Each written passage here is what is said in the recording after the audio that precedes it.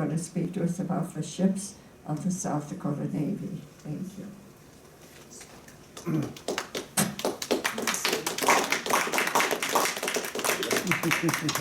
Thanks, Jody. Thanks for inviting me.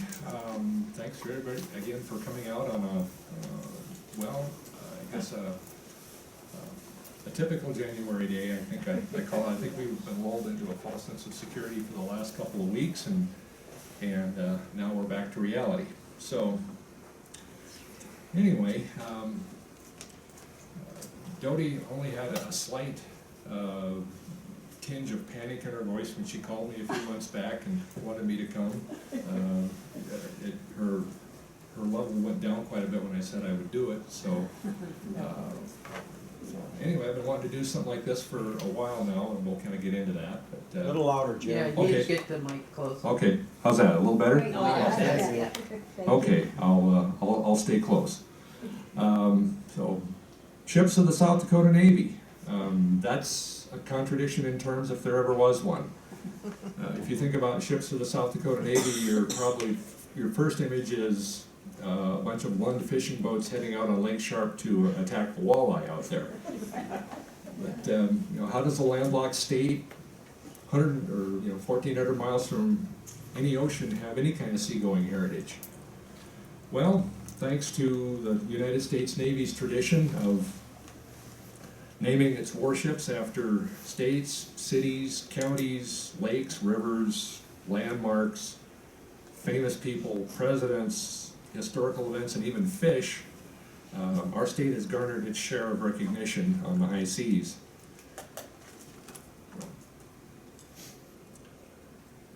Oh, you can hold the mic if you need to. Okay. It's still hard to hear you. All right. So, I guess the one thing I get asked a lot is, how does a landlocked kid in a landlocked state in the geographical center of the nation get an interest in something like this? Well, I've always had an interest in military history, particularly the Pacific War during World War II. A trip to Pearl Harbor, Hawaii back in 1984 kind of added to that interest. What triggered this project was the purchase of a model kit back in the late 80s. I'm going to grab it here. Whoa, okay. Can't do that. All right. Anyway, it was this particular model here. It's a 1/700th scale waterline kit of the USS South Dakota. I took that home, and this is the actual kit, bought 30 years ago, still incomplete. Deb's over here rolling her eyes. So,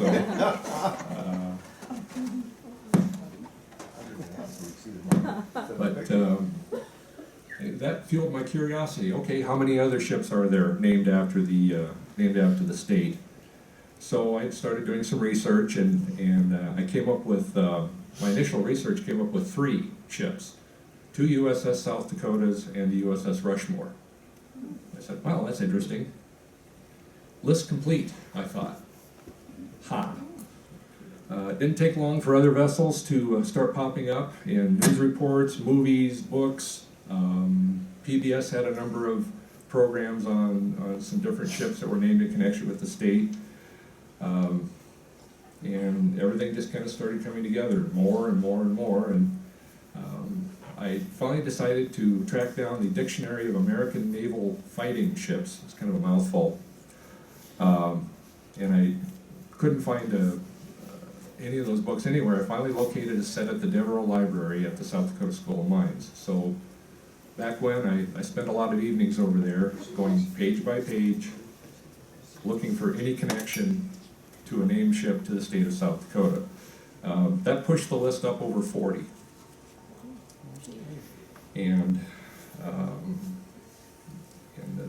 But to this day, I will not declare the list complete again, and you'll hear a very good reason for that later on in the presentation.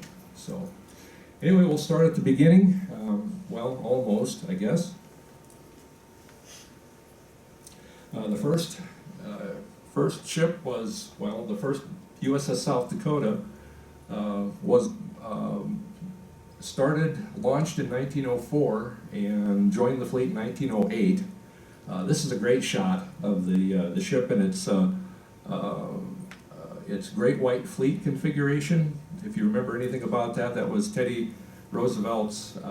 He wanted to kind of show off a little bit, so the Navy that he essentially built through his time as Secretary of the Navy and time as short time as President, he painted them all up with the white hull and the kind of a gold colored the top works, the superstructure there, and they went on a world tour that took, I think, more than a couple of years. So, okay. Sorry, want me to go back? No, I was just going to mention that there's the name of the ship was spelled out above the bridge. There, can you go back? Sure. Okay, I don't know if you can see it there or not. But there's some lettering right above the bridge, right below the mast there, and it spells out South Dakota. So this ship was the 9th vessel of the Pennsylvania class of armored cruisers back then. Now, people wonder how does the name come about, the name of a class. That's the first ship built of any particular design. The first of this class was the USS Pennsylvania, so it becomes the Pennsylvania class. Everything after that is in that Pennsylvania class. So the South Dakota was launched, like I said, in 1904, christened by Miss Grace Harriet, who was the daughter of then South Dakota Governor Charles Harriet. She's beautiful. Yes, she is. Yes, she is. So, next. Okay, this is a shot of the USS South Dakota, very low in the water. I think it was loaded with coal and other supplies, transiting the Panama Canal, I think in 1919.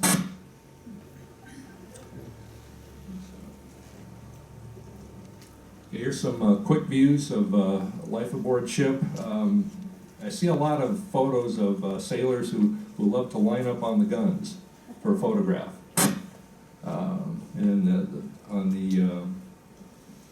To the right is some signal flag practice going on aboard the South Dakota.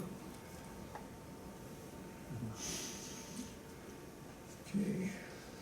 1920, the South Dakota was renamed USS Huron for a reason I'll talk about in a bit. I have this in here. The Huron was dispatched to Vladivostok, I always have trouble with that name, Russia, to protect American interests during the days of the Russian Revolution.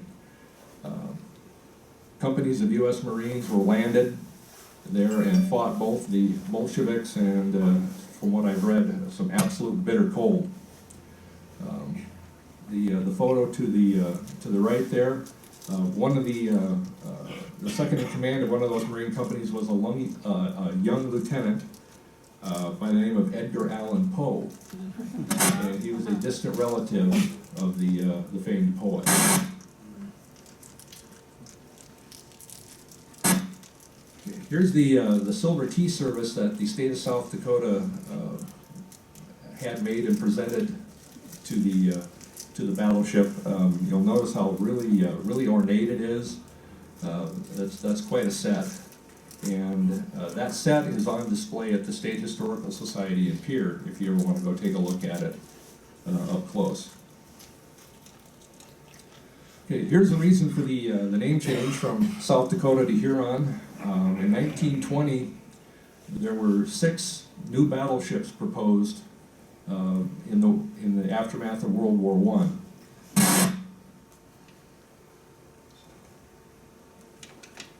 Sounds like somebody sneezing here. So anyway, this series of ships was never built. The U.S. decided to get in on the Washington Treaty of Naval Limitations with 4 other countries, and this particular class of ships was never built. The South Dakota was to be the first. It was going to be the name ship of the class, and the hull was about 30% complete when they canceled it and they broke it up. Some of the guns that were slated to be on this ship were later used in shore batteries on the East Coast during World War II. Okay, the Huron sailed until the late 20s, when the ship was finally decommissioned and sold for scrap to a company in Seattle. That company stripped everything off the top works and all the superstructure and all the guns and everything, and they took the ship, cut it right down to the water line, and they actually sold what was left to the Powell River Lumber Company in Powell River, British Columbia. The Powell River Lumber Company was trying to acquire old derelict ships to use as a breakwater around their log pond. And so the Huron was one of those ships. You can hardly even recognize it in that photo. I'm not even sure that that's actually the Huron.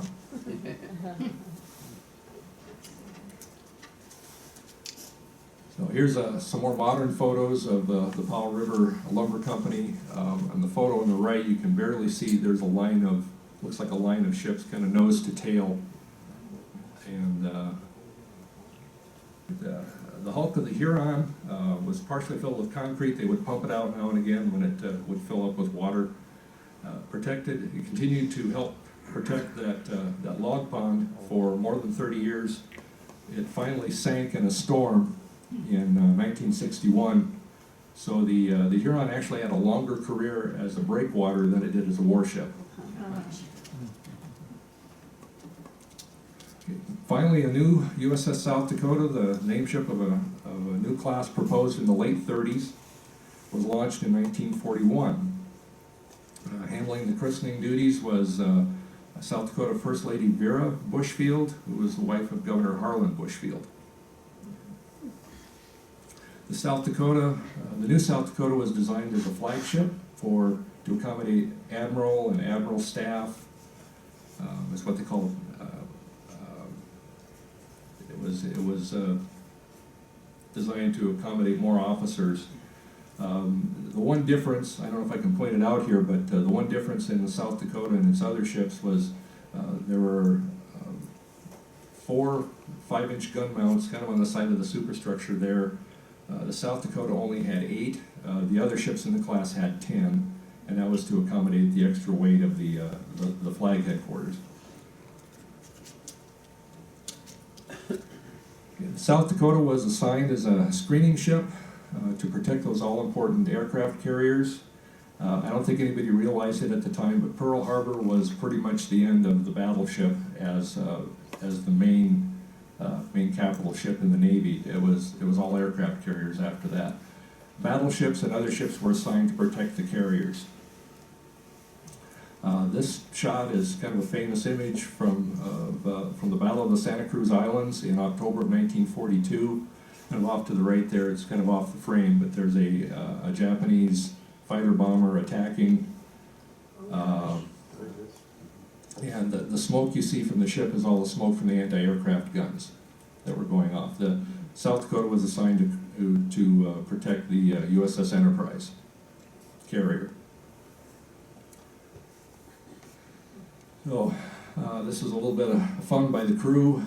The South Dakota claimed 32 planes shot down and 3 ships sunk in a couple of different battles. You see the sailors on the left holding up, there's 3 of them holding up 10 fingers, another one holding up 2, and the guy off to the right is holding up 3 to signify the ships. The ships, I think, were kind of in dispute. There's some dispute that actually goes on to this day in the history of those battles.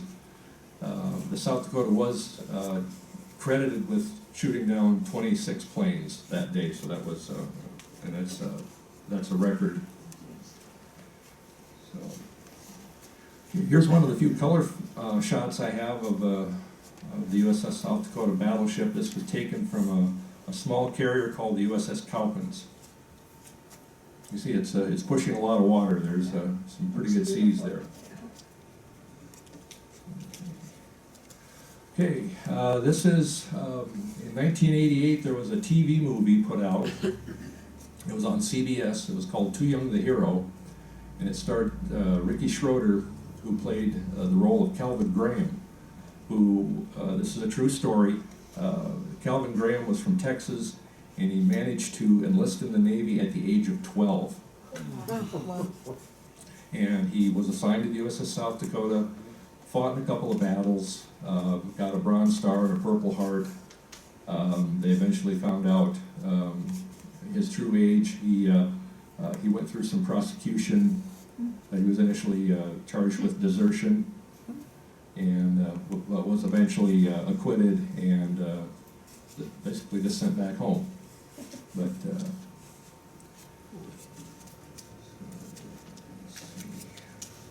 okay, here's the Battleship Silver Service, and this is on display at the Battleship South Dakota Memorial in Sioux Falls.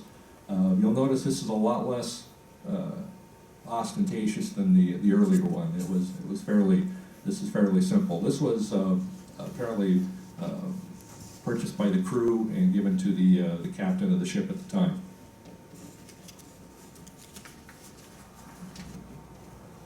Okay, here's a shot of church services on the South Dakota with the altar set up underneath the big 16-inch guns. Kind of a nice juxtaposition there, I guess. But,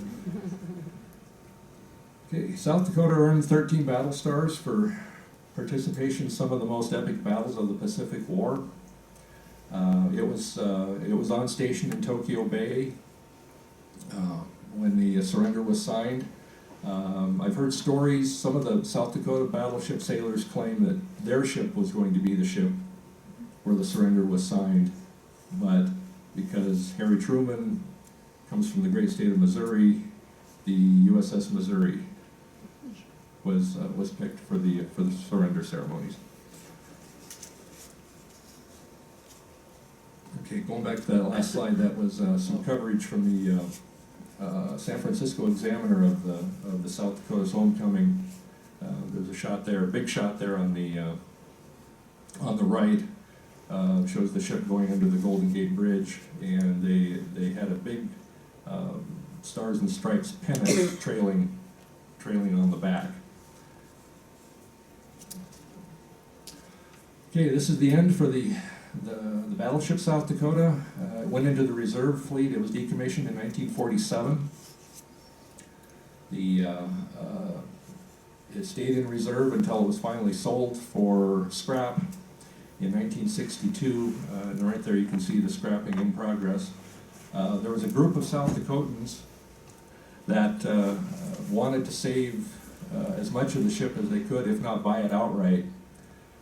They were out of Sioux Falls, and I heard a funny story from one of them. I think it was Evans Nord, who was one of the principals in Kello back then. He was part of this committee. He said that there was a push in the legislature to appropriate some money to either to help salvage the ship.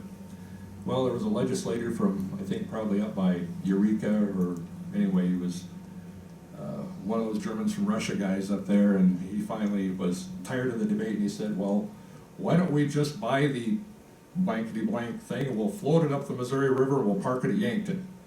Park it at Yankton. So we're talking about a ship that has 30 feet, more than 30 feet of it below the water line. And if you know the Missouri River, that's not going to work. There were Missouri River steamboats that they were designed, as the joke goes, to float on damp grass. So, the Battleship South Dakota Memorial in Sioux Falls offers a unique perspective on the ship. It's one of the more unique memorials to a ship in the country. They built a concrete outline that replicates the shape and the size of the ship, and then there's a museum in the center. And off to the left there is the ship's bell that's hanging in the entryway. If you've never been to that place, you should give it a try. It's open usually from the 1st of May through probably halfway through September. Okay, well, getting into some of the other smaller vessels, this is the USS Oglala, which started out as a steamship. working the East Coast from Boston and Long Island and up to Portland, Maine. It was acquired by the Navy and turned into a mine layer for World War I. It wound up in the Pacific eventually and was actually at Pearl Harbor on December 7th. There were a number of near misses from bombs and torpedo attacks that didn't actually hit the ship, but it damaged it to the point where it took on water and it actually capsized. There was no loss of life on the Oglala. Everybody was able to escape. But the ship was eventually raised and repaired and continued to serve, I believe, as a repair ship for the remainder of the war. I think it was President Coolidge that wanted the ship renamed the Oglala, and I think it was because of his time in western South Dakota, and he had a lot of affection for the Oglala Sioux here, and he wanted to honor them with a ship. So this is the first USS Rushmore. It's what they call a landing ship dock. It provides kind of a floating dock during an amphibious operation. This ship was launched in 1944, participated in troop landings in the Pacific, and continued to sail through the 50s and 60s. The Rushmore could have played a role in the Cuban Missile Crisis. It was in North Carolina in 1962, loading troops for a potential invasion of Cuba. And of course, the crisis was averted, and that didn't happen. This is an interesting story here, and we're actually going to go back a little bit. Remember when I said we're starting almost at the beginning with the battleship? Well, the USS Yankton was actually the first ship named in connection with the state. It was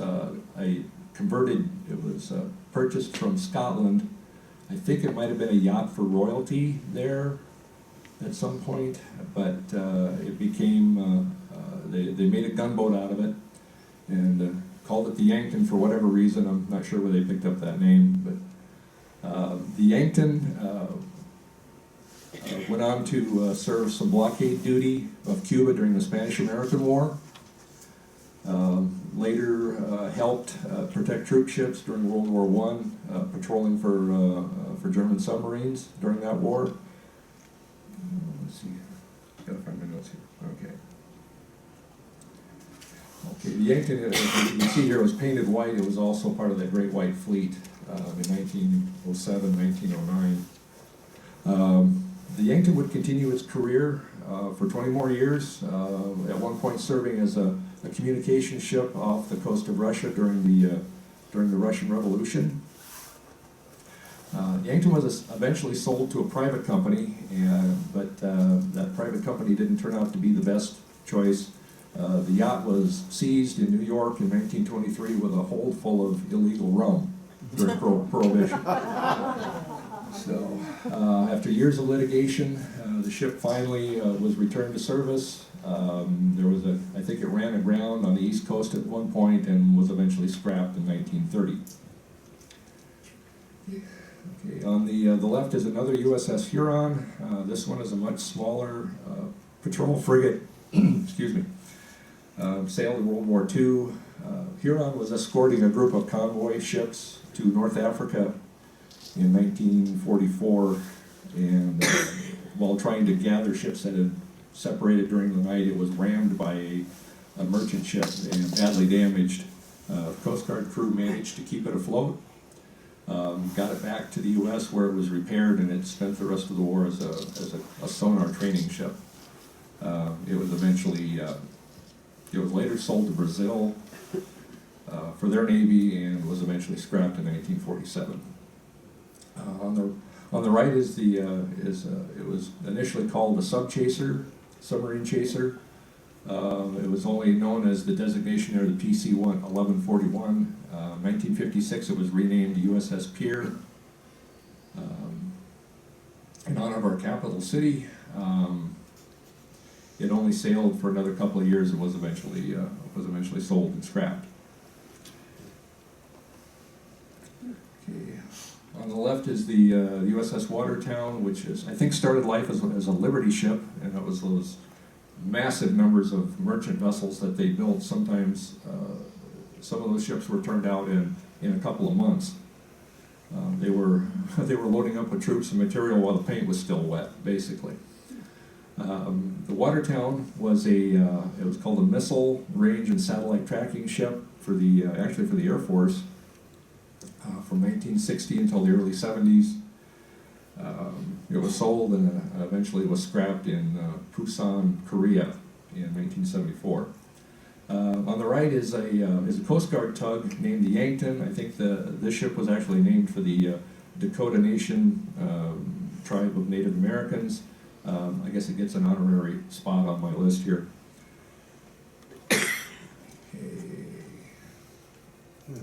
USS White River was a rocket-armed landing ship that joined the fleet right at the end of World War II.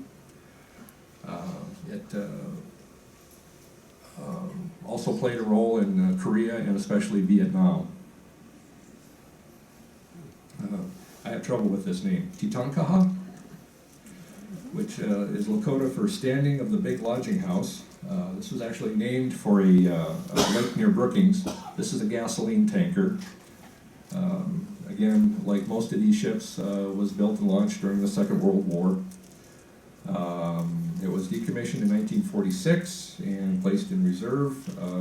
Eventually sold and scrapped after a collision. I believe it was in New York Harbor at one point. Okay, landing ships were built by the thousands during the war. They were used, these were ships that would approach a hostile shore during a landing. There were doors in the front that would open to embark troops and vehicles. A lot of these ships were scrapped, sold, used as targets. In 1955, the survivors were given names of counties. Here's a couple here. The one on the left is the Lyman County, and the one on the right is the Lawrence County, both named in connection with the state of South Dakota. There were others. I think there were 6 others total. Same thing with transports. Like I said, these were built, I think there were 2,700 Liberty ships built during the war. A lot of them were just known as hull numbers. They were eventually signed the names of either counties or famous people from all over the place. If your group raised $2 million during the war, you could have a say in what a ship would be named after. I don't know if anybody did that in South Dakota. I've got 2,700 of those to go through to see if I can find anybody from the state. That's a needle in a haystack thing. So, okay. General SD Sturgis, named for General Samuel Davis Sturgis, served here as a major during the cavalry days in the 1880s. The ship and our town is named after the same guy. So It's painted differently, something about it. yeah, there's it's what they call a dazzle camouflage. They did that during World War I, especially. It was to if a submarine was stalking the ship, it was to give them, make them think that the ship was either going faster or was a different type of vessel than what they were looking for. It was just to confuse, basically to confuse the enemy. So, Lieutenant Commander John C Waldron was from Fort Pierre. He commanded torpedo plane squadron during the Battle of Midway, made a gallant but ill-fated attack on Japanese carriers during the battle. Him and all but one member of his squadron were lost. They were shot down. They went in without fighter cover. And the ship was, find my place here. The USS Waldron was launched in 1944 and spent the remainder of the war providing air coverage for aircraft carriers. It was later sold to Columbia and eventually scrapped in 1986. Arthur Leonard Gustafson was from Watertown. He graduated from the United States Naval Academy in 1932. Served on a couple of battleships. He died when the destroyer Peary was sunk off of Port Darwin, Australia in February of 1942. The USS Gustafson was launched and commissioned in 1943. It was later, it earned 1 battle star for service during the war, later sold to the Netherlands, but was returned to the U.S. and scrapped in 1968. Here we almost have a local boy here. This is Ernest Leonard Hilbert of Quinn. He was a gunner's mate, again during the Battle of Midway. His plane was shot down and he was lost during that battle.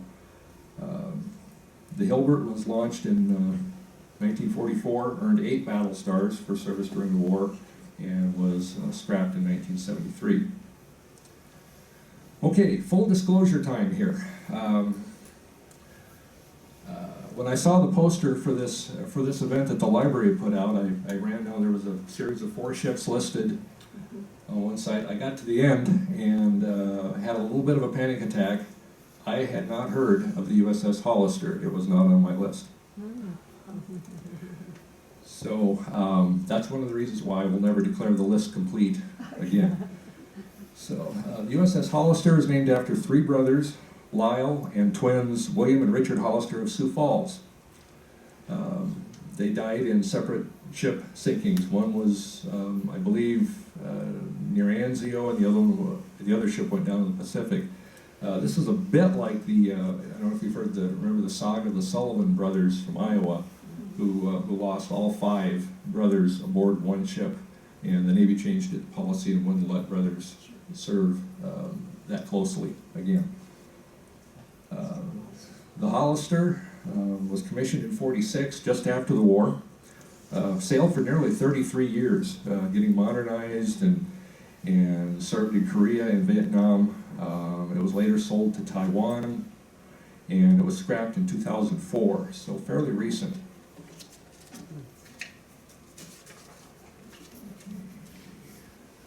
George Phillip, this is an interesting story. George Phillip was the commander of the USS Twiggs, which was sunk in a kamikaze attack off Okinawa in June of 1945. George Phillip was from Fort Pierre, and interestingly enough, he was the nephew of John C. Waldron. So the USS George Phillip was a frigate, commissioned in 1980. Decommissioned in 2003. The ship was finally sold for scrapping just 3 years ago.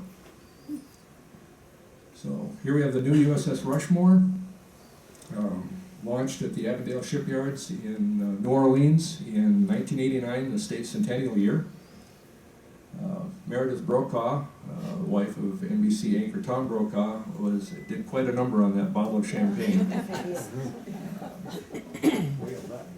And why are these such nice pictures, Jim Ho? Because I was there.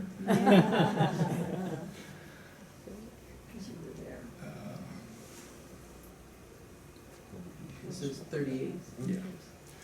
Okay, the Rushmore participated in the Somali humanitarian landings in I believe it was 1990. This is a screen grab from CNN. The silhouette, the ship in the distance there is the USS Rushmore. The ship also made headlines back in 2015 when it rescued 65 people from a makeshift raft in waters off of Indonesia after their ferry had capsized. And here we have the newest, the latest and greatest, newest USS South Dakota, a Virginia-class submarine that was initially proposed in 2008. It was christened in 2017 and will join the fleet on February 2nd. Okay. I don't know if anybody of you have been wandering around during the rally, but you might have noticed this motorcycle on display. This is a Harley Davidson built by a company in Sioux Falls. It's painted with, custom painted with scenes from the Battleship and the new submarine. It's on its way to Connecticut now for the commissioning ceremony on the 2nd, but it's normally on display at the Sturgis Motorcycle Museum, and any crew member from the submarine visiting the rally can use this bike during his stay. Or her. So, or her. Her. Okay. Thank you.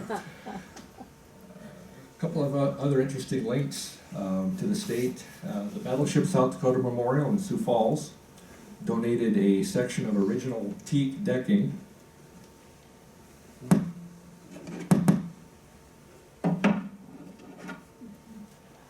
Much bigger than I have here. The trunk that I saw was about 5 feet long and had some holes in it. They're going to incorporate that into the woodwork inside the submarine. Okay, where we at? 40. 40. Okay, another thing I heard, another story I heard was that when the submarine, before it was ever launched, they had a ceremony. They obtained some water from the Missouri River, and the first water to touch the hull of the submarine came from the Missouri River, and it wasn't ocean water. So the Navy's pretty good at symbolism and kind of connecting with their namesake ships. And of course, wine from our own Belle Joli winery in Sturgis was used to christen the ship. The sponsor, the lady on the right there, has just broken. They encase the wine in it's kind of a mesh so that there isn't glass flying all over the place. So and, this is, if you ever get out to Belle Joli, I believe they still have these available. It's the commemorative USS South Dakota wine that they used. Did you go to that? No, I didn't. I wanted to. I watched it live streaming. The Navy will live stream the commissioning ceremonies on February 2nd. I was going to try to find the address and wasn't able to find it. They mentioned that they were going to have tours of the submarine after the commissioning, and they mentioned that you needed to wear closed-toed shoes, and you needed to be able to negotiate some ladders. And they said the insides of the submarine are very tight. You might want to keep that in mind in case you're claustrophobic. So, Who was the lady?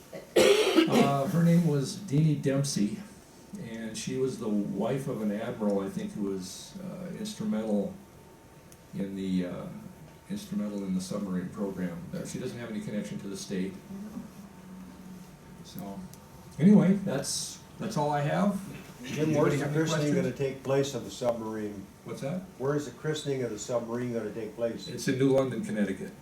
Connecticut? Yep. It still could happen, Long the drive. christening? Yes. Or no, the commissioning. I'm sorry. Commissioning. The commissioning. Yeah, that's where it actually joins the fleet. That is So all. the christening is just where they name, Either they put the name, direction. they Yeah. smash the But champagne and put the commissioning name. is when they send it out. Mhm. Mm-hmm. Yep. Are you gonna get to go to that? Talked about it. Decided that we had other, You do keep your fingers flying. we have other things going on in the family right now, so. So, Is that an any- attack submarine? what's that? Is that an attack submarine or a Yes. missile? I'm sorry, attack? Attack or a missile? Missile submarine, yeah. So that the Poseidon missiles. I believe so. It's got a couple of different ways of launching those. I found a website that says it's Tomahawk missiles. Could They be. decided not to go with the Poseidons, but put in clusters, whatever a cluster Yeah, is, of Tomahawk missile. yeah, I'm not as up on that as I should be, so. Any other? Just a comment, the World War II vintage USS South Dakota, I have read or heard that the USS Alabama is a sister ship. That's correct. There were 3 other ships. There was the Indiana, Massachusetts, and Alabama. And two of the ships, the Massachusetts and the Alabama, are still intact. They're still displayed as memorials in their states. We went to Bloomington, Indiana, to visit our son, and I found a memorial to the USS Indiana at the football stadium, on one end. They did, like South Dakota did, they got a few selected pieces of their ship. we were able to tour the Alabama in 1968, and it was kind of interesting. It sits in Mobile Bay Right. somewhere, somehow. And thought, man, you know, they got that big old thing in there, and the water was a little choppy, and there was no movement whatsoever. And I mentioned it to somebody, and they said, well, they dredged a big hole, floated it in, and then run the sand back in. It was actually Oh. sitting in the ground. Oh, okay, okay. Huh. Well, I remember seeing some photos of the Alabama after one of the hurricanes, and it definitely had a list to it at that point. I Yeah. think it incurred some damage. Yeah. I think I probably think they they have could a train them. submarine adjacent to it now too, I don't know. Oh, Mhm. Jim, it seems like a real large number of ships to be named after a landlocked state, right here like this. Is this typical for many of the upper Midwest states or not? I believe a lot of it was, you know, the naming conventions, they were building ships so fast. They needed to find a name. I don't know if they used a dartboard or, you know. Usually it's the Secretary of the Navy that will assign the name to a ship. And they probably just spread it around and, It just seems like an inordinate large number. yeah. Well, I haven't checked other states. I don't know how many Okay. they have in the other. So it is was- there a ship for every state though? Not quite. They kind of come and go. The new class of submarines has added, I don't know, I think 8 or 9 more more ships named for that particular state, but they, you know, they come and go. Hmm. Anything else? You mentioned to me about the Liberty ships earlier when we were talking, and the research, a little bit of research you've done into them as far as names go. Oh boy, very little research. I found a website that has the names of all, I think it was 2,711 Liberty ships. And they were named for, at the time during World War II, they were named for, see, how can I put this delicately? Prominent dead people. They started with the signers of the Constitution, worked their way up through the Patrick Henry and you know, John Paul Jones. And I was trying to find any connection to the state, and that's a needle in a haystack. So is that why your list is not completed? No, well, that's one of the reasons. It will never be completed. Well, especially after the Hollister incident, as I've come to call it. So, that was a pretty big miss. So the armament they have listed for the South Dakota, the sub, says 12 times VLS, vertical launch system, launch tubes for BGM 109 Tomahawk cruise missiles, and 4 times 21 torpedo tubes, MK 48 torpedoes, naval mines as needed. There you go. It's good to know. How about that? Thank you. Right? Google and a wife who knows how to use it. You know, So, I didn't know what to expect, whether it was like 1 or 2 great big battleships, and we hear all about that. So it's just like an amazing story to me, all of these ships, different sizes, different wars, different times, different people. It's just fascinating. But Yeah. tell them about your interviews too with some of these people who served before. I did talk to a couple of crewmen from the USS South Dakota. I interviewed a guy with in Pier who had served on the ship. He was kind of getting up there in years and couldn't really remember. He was quick to tell me about the ship's history, about where they had been, where they had sailed, the battles they had been in. I really wasn't trying to get that. I wanted to get, okay, what did this mean to you? What were experiences that you had aboard the ship? And it was all kind of a blur to him at that point. It's always interesting to talk to these people. I guess there's a gentleman in the lead who did serve on the South Dakota. He was at the christening ceremony. I'd love to have him come down here sometime and talk about his experiences. How would I find out the ship that my father in World War I sailed from probably whatever harbor on the East Coast and went across the ocean. He ended up in Ireland where he actually landed. I don't know, was there Okay. some Um, kind of put his name in and, That could be, a lot of ships have very active websites, and they will have crew lists.